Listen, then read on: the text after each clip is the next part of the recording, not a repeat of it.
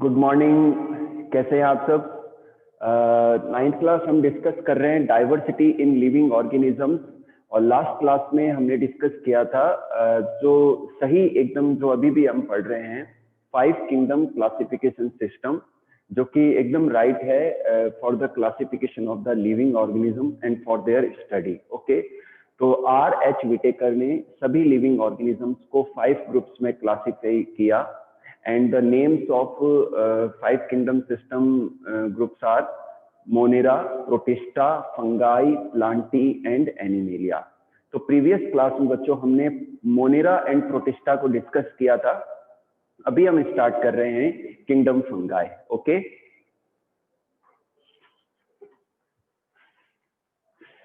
Third kingdom है fungi.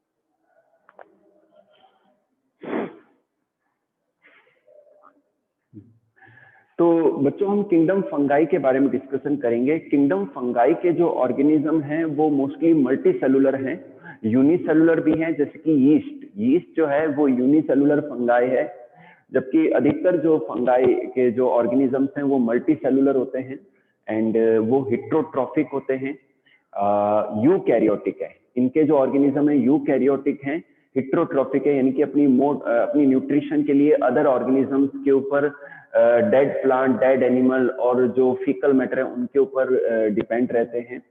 और ये ऑर्गेनिज्म ऐसे हैं जो डाइजेस्टिव एंजाइम रिलीज करते हैं और फिर एब्जॉर्ब करते हैं। जो सिंपल फूड है इनका वो उसको एब्जॉर्ब कर लेते हैं। बच्चों जो फंगाई की स्ट्रक्चर होती है वो फिलामेंट लाइक होती है, तो इनके सिंगल फिलामेंट को हम क्या कहते हैं? हाइफी कहते हैं।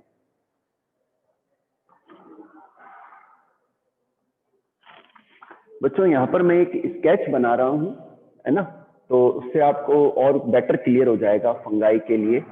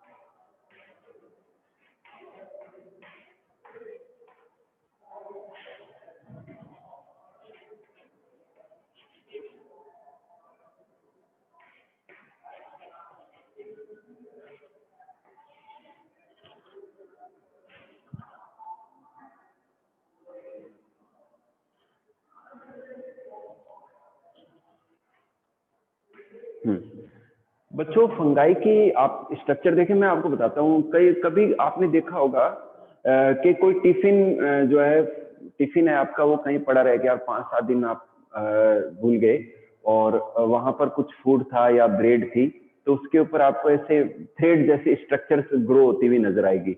वो बच्चों फंगाई है। वो क्या है? फंगाई है। मतलब ब्रेड के ऊपर जो फफूंद लग जाती है तो वो फंगाई है, ठीक है ना।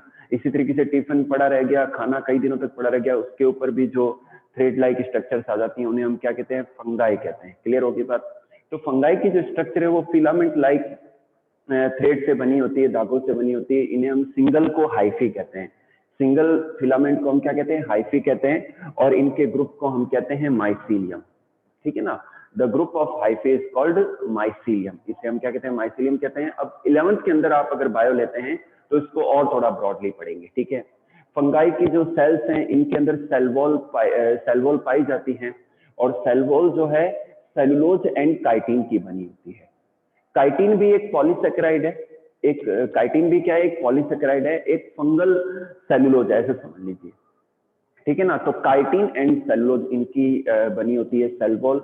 और जो फंगाई है बच्चों, ये कहाँ ग्रो होते हैं, ये इनको जहां भी नमी मिलती है, मॉइस्चर मिलता है, और जहां थोड़ा सा टेम्परेचर मिल जाता है, वार्मनेस मिल जाती है, वहां ये ग्रो हो जाते हैं। क्लियर होगी बात?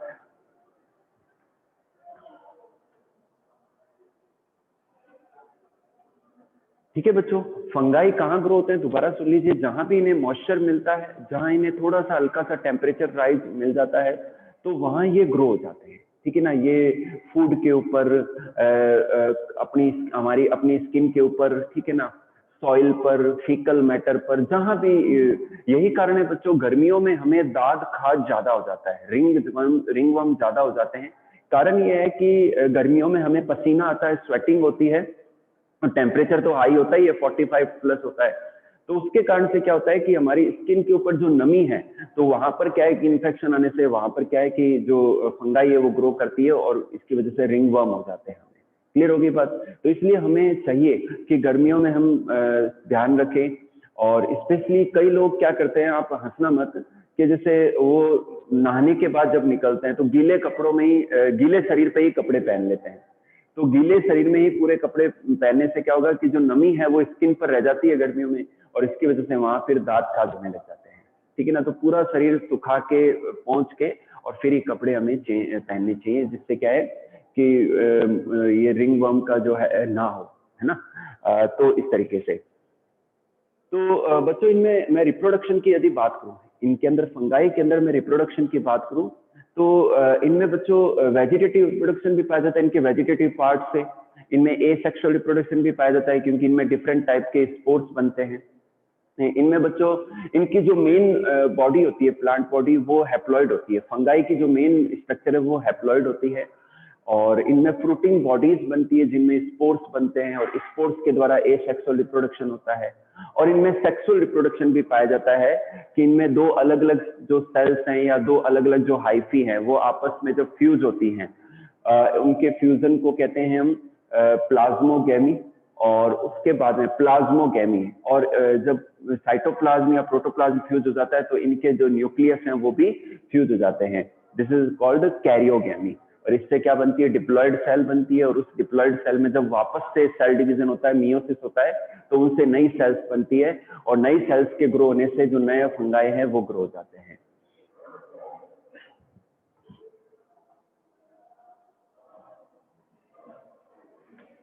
ठीक है बेटा, मैं रिपीट कर रहा हूं एक बार, इनमें रिप्रोडक्शन वेजिटेटिवली भी पाया जाता है, एसेक्सुअल रिप्रोडक्शन भी पाया जाता है, और सेक्सुअल रिप्रोडक्शन भी पाया जाता है। ठीक है ना, इनमें बच्चों जो रिजर्व फूड है वो ग्लाइकोजन एंड ऑयल है। और रिप्रोडक्शन का मैं बता रहा था आपको, वेजिटेटिव पार्ट के कटने से, यानी कि फिलामेंट के कटने से और ग्रो होने से नया फंगाई ग्रो हो जाता है। एसेक्सुअल रिप्रोडक्शन के लिए इनमें फ्रूटिंग बॉडीज बनती है, स्पोरेंजिया बनते हैं, और उन स्पोरेंजिया के अंदर स्पोर्स का फॉर्मेशन होता है, और ये स्पोर्स जब जर्मिनेट होते हैं तो नई फंगाई ग्रो हो जाते हैं। अब इनमें बच्चों सेक्सुअल रिप्रोडक्शन कैसे होता है, कैसे पॉसिबल होता है, कि जब दो अलग अलग फंगल सेल या हाइफी आपस में फ्यूज होते हैं, उनके साइटोप्लाज्म का, उनके प्रोटोप्लाज्म का फ्यूजन होता है, फिर धीरे धीरे उनके न्यूक्लियस का फ्यूजन होता है, तो प्रोटोप्लाज्म या साइटोप्लाज्म के फ्यूजन को हम कहते हैं प्लाज्मोगेमी। क्या कहते हैं? प्लाज्मोगेमी कहते हैं।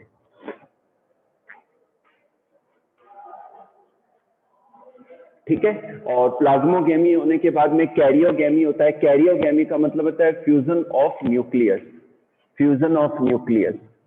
ठीक है, जब दो अलग अलग न्यूक्लियस फ्यूज हो जाता है तो डिप्लॉयड स्ट्रक्चर बन जाती है, उनमें फिर सेल डिवीजन होता है, मियोसिस सेल डिवीजन होता है। जिससे वापस से हैप्लॉइड सेल्स बनती है, स्पोर्स बनते हैं और उनके जर्मिनेशन से नया फंगाई ग्रो हो जाता है। तो ये बच्चों फंगाई का पार्ट था। इनके कई सारे एग्जांपल है, राइजोपस है, म्यूकर है, मशरूम। जो मशरूम होती है वो हम खाते हैं, फूड में लेते हैं, सब्जी बनाते हैं, तो वो भी एक फंगाई का ही एग्जांपल है। काफी सारे फंगाई जैसे कि मशरूम है वो यूजफुल है फूड के लिए, फूड में काम आते हैं, दवाइयां बनाने में काम आते हैं, मेडिसिन में, ठीक है ना। काफी सारे फंगस ऐसे हैं जो प्लांट्स के अंदर और एनिमल्स के अंदर डिजीज कॉज करते हैं। क्लियर हो गई बात आपके? तो बच्चों ये किंगडम फंगाई था। नेक्स्ट अपन लेते हैं किंगडम प्लांटी।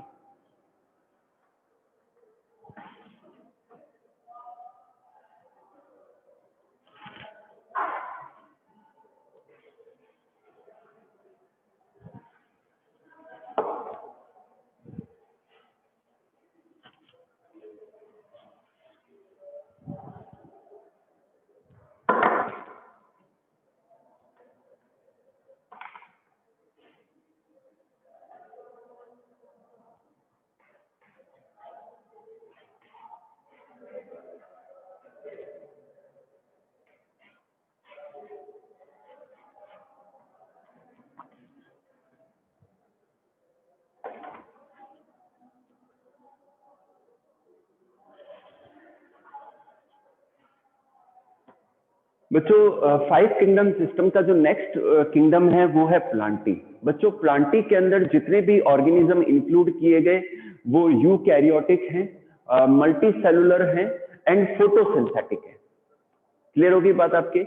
इनमें जितने भी ऑर्गेनिजम्स इंक्लूड किए गए वो सारे यूकैरियोटिक हैं, मल्टी सेलुलर हैं एंड फोटोसिंथेटिक हैं। वो फोटोसिंथेसिस करते हैं सनलाइट की प्रेजेंस में, क्लोरोफिल पिगमेंट्स की प्रेजेंस में, कार्बन डाइऑक्साइड को एंड वाटर को एब्जॉर्ब करके उन्हें वो कन्वर्ट करते हैं ग्लूकोज के अंदर, जो कि एक ऑर्गेनिक फूड है। क्लियर हो गई बात आपके? बच्चों ये जो ऑर्गेनिज्म हैं इनके अंदर क्लोरोप्लास्ट पाए जाते हैं, क्लोरोप्लास्ट के अंदर क्लोरोफिल पिगमेंट्स पाए जाते हैं, और क्लोरोफिल पिगमेंट्स के अलावा प्लांट के जो ऑर्गेनिजम्स हैं इनमें अदर पिगमेंट जैसे कि कैरोटिनॉइड्स हैं, जेंथोफिल्स है, ठीक है, ये सब भी पाए जाते हैं।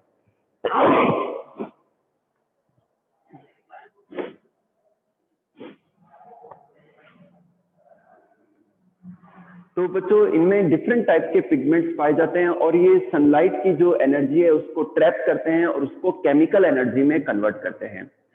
क्लियर होगी बात? बच्चों जो किंगडम प्लांटी है इनके अंदर जो ऑर्गेनिक फूड बनता है वो ग्लूकोज है और जो रिजर्व फूड है वो स्टार्च है। इनके अंदर रिजर्व फूड क्या है? स्टार्च है। और इनके जो ऑर्गेनिज्म है सिंपल से लेकर एकदम डेवलप वेस्कुलर प्लांट तक इनके ऑर्गेनिजम्स हैं। तो बच्चों किंगडम प्लांटी को हम यहाँ पर डिटेल में पढ़ेंगे। किंगडम प्लांटिंग के अंदर भी 5 जो हैं अलग अलग सब डिविजन्स हैं, सॉरी डिविजन्स हैं, 5 अलग अलग डिविजन्स हैं जिनका मैं नेम लिख के बता रहा हूं आपको।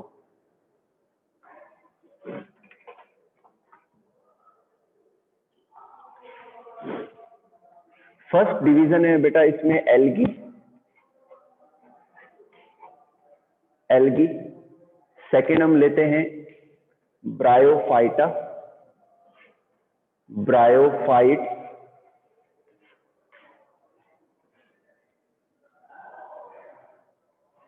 इसे हम थेलोफाइटा भी कहते हैं।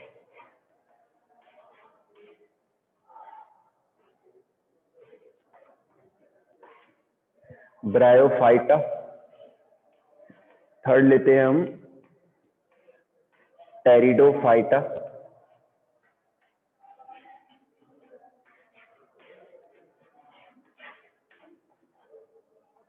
फोर्थ लेते हैं जिम्नोस्पर्म।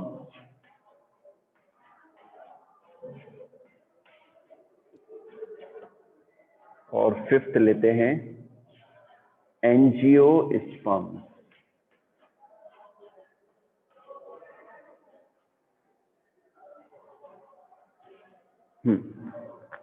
बच्चों ध्यान से देखिए जो किंगडम प्लांटी है उसके अंदर 5 डिविजन्स बनाए गए हैं, जो कि आपको लगेगा कि ये सिंपल टू कॉम्प्लेक्स है। क्या है ये? सिंपल टू कॉम्प्लेक्स है।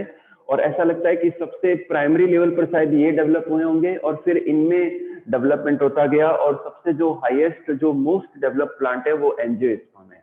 तो यहाँ पर बच्चों 5 डिवीजन कौन कौन से हैं? एल्गी, एल्गी के ग्रुप को थेलोफाइटा भी कहते हैं। सेकंड है bryophyta, third one is the pteridophyta, fourth is the gymnosperm and fifth one is the angiosperm.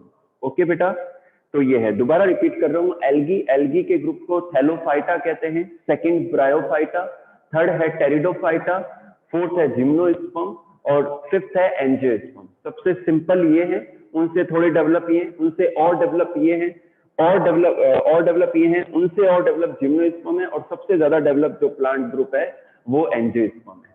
तो सबसे पहले डिस्कस करेंगे बच्चों एल्गी को। फर्स्ट लेते हैं हम एल्गी, ये डिवीजन है थैलोफाइटा।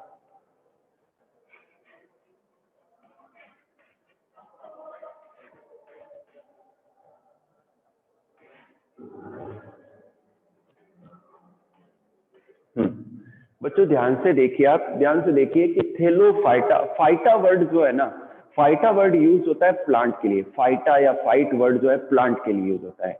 यहाँ पर थैलोफाइट क्यों कहते हैं? क्योंकि एल्गी की जो स्ट्रक्चर होती है ना बच्चों, ये थैलस लाइक होती है, सिंपल होती है, सपाट होती है, फ्लैट होती है, ठीक है। इनमें रूट, स्टेम एंड लीव्स नहीं पाए जाते। क्या नहीं पाए जाते? रूट, स्टेम और लीव्स नहीं पाए जाते। और ये कहीं भी ग्रो जाते हैं, गीली दीवारों पर, नालियों में, घर की जो गीली जगह हैं, बाथरूम वगैरह, वहां ग्रो हो जाते हैं ये। पुराने जो खंडर है वहां ग्रो हो जाते हैं, ठीक है। सॉइल के ऊपर ग्रो हो जाते हैं, प्लांट के ऊपर ग्रो हो जाते हैं। तो जहां भी एल्गी को नमी मिलती है, मॉइस्चर मिलता है, तो वहां ये ग्रो होना स्टार्ट कर देते हैं। क्लियर होगी बात? इनकी स्ट्रक्चर क्या होती है? थैलस लाइक होती है, फ्लैट होती है, सपाट होती है, और इनमें रूट, लीव्स और स्टेम नहीं पाए जाते हैं। और ये मल्टी सेलुलर होते हैं, ये यूकैरियोटिक होते हैं मोस्टली, और ये फोटोसिंथेसिस करते हैं। ये एक्वेटिक भी होते हैं, पानी में ग्रो हो जाते हैं, समुद्री पानी में ग्रो हो जाते हैं। अलग अलग टाइप की एल्गी पाई जाती है, red algae, green algae, brown algae, अलग अलग इनके।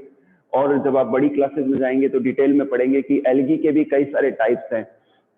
इस तरीके से जो लार्जेस्ट एल्गी है, जो यूनिसेलुलर लार्जेस्ट एल्गी है, उसका नाम है एसिटाबुलेरिया।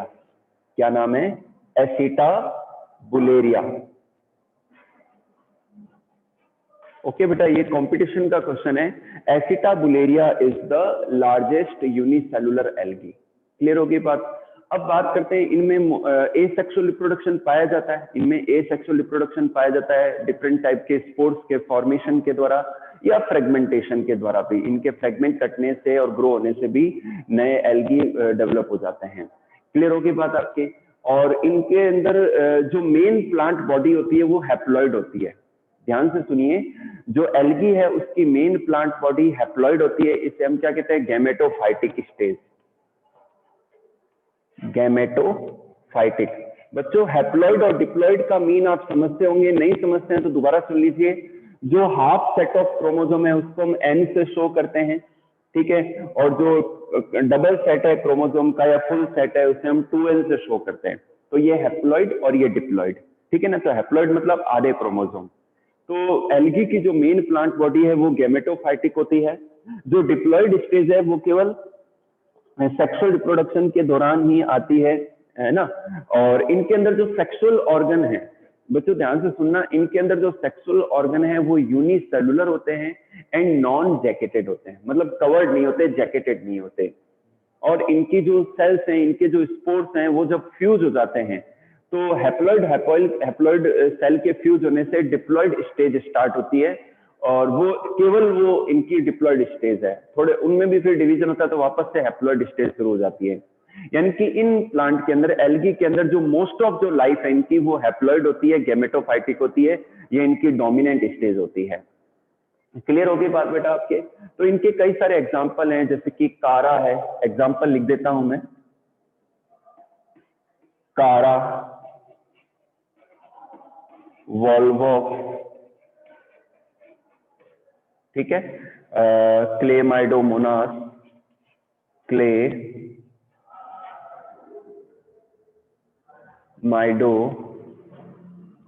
क्लेमाइडोमोनास,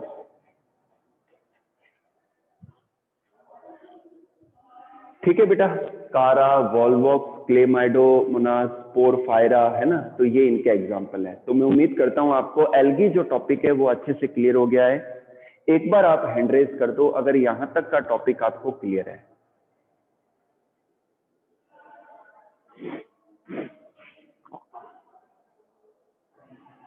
चलिए बच्चों, थैंक यू। आगे बढ़े, आगे बढ़ते हैं बच्चों। किंगडम प्लांटी के अंदर हमने एल्गी को डिस्कस कर लिया। नेक्स्ट लेते हैं, नेक्स्ट डिवीजन है ब्रायोफाइटा।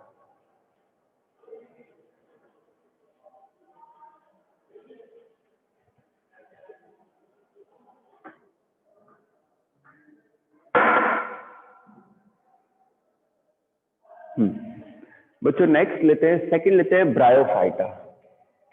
मैं एक बार ब्रायोफाइटा की स्ट्रक्चर बना देता हूं, और ये कहाँ ग्रो होते हैं, जनरली हमारे आसपास कम देखने को मिलेंगे ये आपको ब्रायोफाइटा।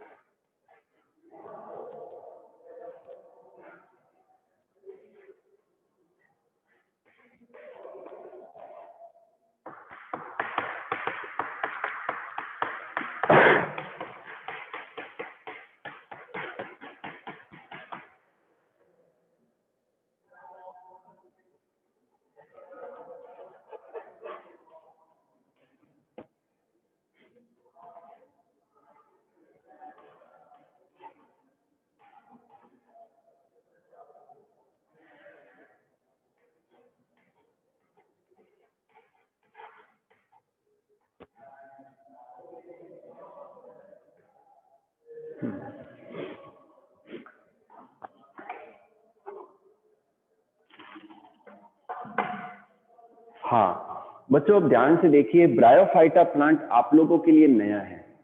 बच्चों ब्रायोफाइट सेकंड डिवीजन है प्लांटी किंगडम का, और एल्गी से थोड़े ये बेटर डेवलप्ड हैं, थोड़े से डेवलप हैं। और जो ब्रायोफाइट प्लांट है ये ठंडे इलाकों में, कोल्डर रीजन में, जैसे कि शिमला है और जो हिमालय के दूसरे जो पार्ट हैं वहां पर ये ज्यादा पाए जाते हैं, क्योंकि इनको एक तो ठंडा टेम्परेचर चाहिए, कोल्डर रीजन होना चाहिए, ठीक है ना, तो वहां ये ग्रो होते हैं। और एक ग्रीन कारपेट के रूप में ग्रो हो जाते हैं, जिस भी जगह पर ये ग्रो होते हैं तो एक ग्रीन कारपेट के रूप में इनकी ग्रोथ नजर आती है। इनकी जो मेन बॉडी है वो भी थेलस लाइक होती है, थेलस लाइक है, सपाट है, फ्लैट है। इनमें रूट, स्टेम और लीव्स नहीं पाए जाते। क्लियर हो गई बात? लेकिन इन प्लांट्स के अंदर रूट जैसी, स्टेम जैसी और लीव्स जैसी स्ट्रक्चर्स नजर आती हैं। क्लियर हो गई बात बेटा आपके? हाँ, दोबारा सुनिए बच्चों, इन प्लांट्स के अंदर रूट, स्टेम एंड लीव्स नहीं पाए जाते, एब्सेंट होते हैं, लेकिन रूट जैसी, स्टेम जैसी एंड लीव जैसी जो स्ट्रक्चर्स है they are also present there, okay, वो पाई जाती हैं। जैसे कि यहाँ पर बच्चों मैंने मार्केंसिया जो ब्रायोफाइट है उसका स्केच ड्रॉ किया है, आपको लग रहा होगा ये लीवर जैसी स्ट्रक्चर नजर आ रही है। ये देखिए बच्चों, इन्हें हम कहते हैं राइजॉइड्स। क्या कहते हैं? राइजॉइड्स कहते हैं।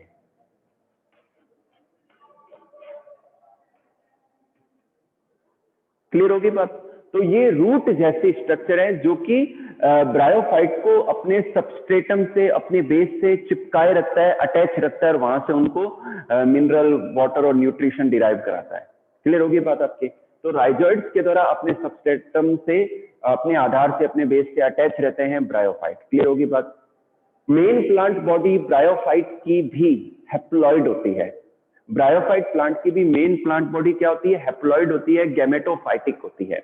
इनमें वेजिटेटिव रिप्रोडक्शन भी होता है, एसेक्सुअल रिप्रोडक्शन भी देखने को मिलता है, ठीक है ना। इनके लिए कुछ स्पेशल स्ट्रक्चर्स बनती हैं, जैसे कि ये जो है ना, इन्हें हम कहते हैं जेमा कप। क्या कहते हैं? जयमा नहीं, जेमा कप, ठीक है। इन्हें हम क्या कहते हैं? जेमा कप कहते हैं। और इन जेमा कप के अंदर जो कलियां बनती हैं, जो बर्ड्स बनती हैं, उन्हें हम क्या कहते हैं? जेमा बर्ड्स कहते हैं। क्या कहते हैं? जेमा बर्ड्स कहते हैं, ठीक है बेटा। तो इन जेमा बर्ड्स के निकल के ग्रो होने पर नया ब्रायोफाइट डेवलप हो जाता है। क्लियर होगी बात आपके? इसके अलावा इनमें मेल और फीमेल रिप्रोडक्टिव पार्ट भी बनते हैं। जो मेल रिप्रोडक्टिव पार्ट है उसे हम कहते हैं एंथ्रीडिया। क्या कहते हैं? एंथ्रीडिया।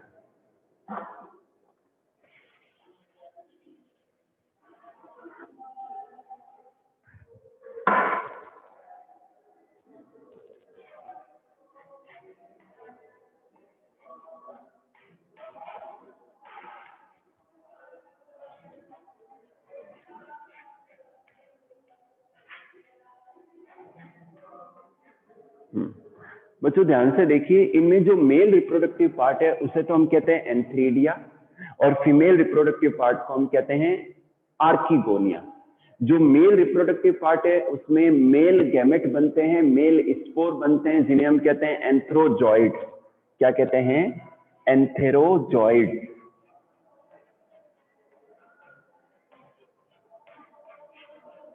ठीक है बेटा। मेल रिप्रोडक्टिव पार्ट में जो मेल स्पोर हैं they are known as antherozoid, और जो फीमेल स्पोर है उन्हें हम क्या कहते हैं? एग कहते हैं। जो फीमेल गैमेट है उसे हम क्या कहते हैं? एग कहते हैं, जो कि आर्किगोनिया के अंदर बनता है। क्लियर होगी बात? अब देखिए बच्चों, ब्रायोफाइट प्लांट अपने सेक्सुअल रिप्रोडक्शन के लिए पानी के ऊपर डिपेंडेंट रहते हैं। ये पहले ऐसे प्लांट हैं जो टेरेस्ट्रियल कंडीशन में ग्रो हुए, सरफेस के ऊपर ग्रो हुए। एल्गी नहीं, bryophyte are the first plant which grow on the terrestrial condition, ठीक है ना। लेकिन सेक्सुअल रिप्रोडक्शन के लिए ये पानी के ऊपर डिपेंडेंट रहते हैं। So that's why they are known as amphibians of the plant kingdom. Bryophyte को क्या कहते हैं? Amphibians of the plant kingdom कहते हैं, ध्यान रखना, ठीक है ना। तो पानी के द्वारा जो एंथ्रोजॉइड्स है वो मूव करते हुए फीमेल पार्ट आर्किगोनिया में चले जाते हैं और वहां जाके एग सेल से फ्यूज होते हैं। तो एंथ्रोजॉइड एंड एग सेल के फ्यूजन को हम क्या कहते हैं? फर्टिलाइजेशन कहते हैं। क्या कहते हैं? फर्टिलाइजेशन कहते हैं। आफ्टर फर्टिलाइजेशन क्या डेवलप होता है? जाइगोट डेवलप होता है और उससे एम्ब्रियो डेवलप होता है।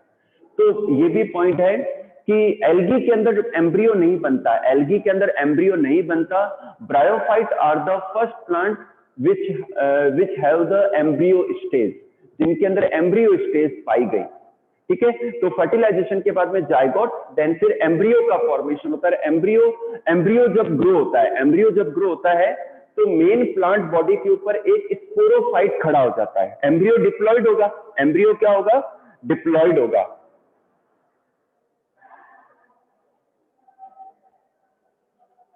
ठीक है बच्चों, तो जो एम्ब्रियो है वहीं पर उसी हैप्लॉइड प्लांट बॉडी के ऊपर नया स्ट्रक्चर ग्रो हो जाता है, जिसे हम कहते हैं स्पोरोफाइट।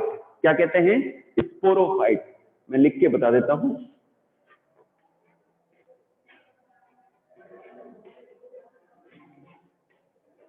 ठीक है बेटा, तो ये डिप्लॉयड स्टेज होती है ब्रायोफाइट प्लांट की। और ऐसा भी है कि ब्रायोफाइट प्लांट का जो हाफ लाइफ है वो हैप्लॉइड निकलता है और हाफ लाइफ स्टेज उनकी डिप्लॉयड निकलती है। तो ये बच्चों स्पोरोफाइट है जो ग्रो हो गया मेन प्लांट के ऊपर, फ्यू मिलीमीटर का होता है। इसकी जो ये स्ट्रक्चर है इसे हम कहते हैं कैप्सूल। क्या कहते हैं? कैप्सूल कहते हैं। और ये जो स्ट्रक्चर है इसे हम कहते हैं सीटा क्या कहते हैं, सीटा, सीता नहीं सीटा। और ये जो पार्ट है इसे हम कहते हैं फुट, ये इसका फुट है, ठीक है ना। तो जो कैप्सूल, अजय यहाँ ये देखिए लीव्स ग्रो हो रही हैं, तो मैंने कहा था ना लीव जैसे स्ट्रक्चर्स ग्रो होती हैं इनमें। अब कैप्सूल जो इंपॉर्टेंट पार्ट है, कैप्सूल के अंदर क्या होता है, मियोसिस होता है। मियोसिस एक टाइप का सेल डिवीजन है जिससे नई सेल्स बनने पर उनमें आधे क्रोमोसोम रह जाते हैं। तो इनकी जो स्पोर मदर सेल है वो तो डिप्लॉइड होती है, उनके अंदर जो मियोसिस होता है तो उनसे हैप्लॉइड स्पोर बनते हैं। और ये हैप्लॉइड स्पोर जब कैप्सूल से रिलीज होते हैं तो अर्थ पर गिरने पर, सरफेस पर गिरने पर जर्मिनेट होकर नया फिलामेंट बनता है और उससे नया ब्रायोफाइट प्लांट डेवलप हो जाता है। क्लियर होगी बात आपके? तो इस तरीके से बच्चों मैं क्लास में बात करेंगे। तो बच्चों जो ब्रायोफाइट प्लांट है, ब्रायोफाइट प्लांट में 3 ग्रुप हैं। एक तो है लीवर बर्ड्स, सेकेंड है हॉर्न बर्ड्स एंड मॉसेज। ठीक है, मैं लिख के बता देता हूं।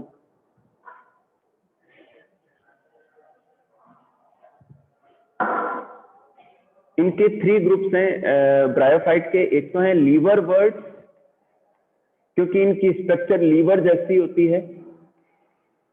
ठीक है, इनके एग्जाम्पल मैं बता दूं आपको। एक तो रिक्सिया,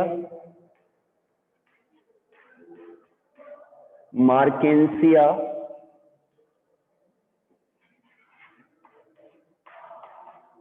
एंड पेलिया। ठीक है बेटा।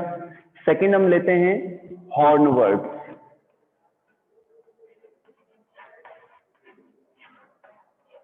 हॉर्नवर्ड्स के एग्जाम्पल लें अगर हम, तो इनके एग्जाम्पल है एंथोसिरोस।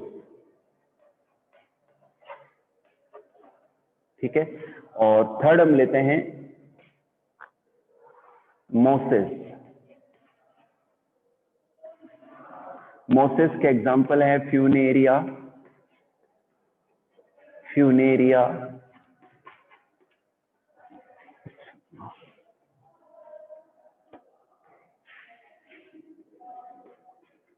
स्फैग्नम। ठीक है बेटा। तो यहां पर ब्रायोफाइट प्लांट के 3 ग्रुप्स हैं, लीवरवर्ड्स, हॉर्नवर्ड्स एंड मॉसेस। लीवरवर्ड्स में जो स्ट्रक्चर लीवर जैसी होती है, इनके एग्जाम्पल है रिक्सिया, मार्केंसिया, पेलिया। हॉर्नवर्ड्स, इनकी हॉर्न जैसी स्ट्रक्चर होती है जैसे कि एंथोसिरोस। और मॉसेस जो है इनके एग्जाम्पल है फ्यूनेरिया, स्फैग्नम। ओके, तो आज की क्लास को मैं यहीं तक रोकता हूं। जो रिमेनिंग पार्ट है किंगडम प्लांटी के, वो अपन कल की क्लास में डिस्कस करेंगे।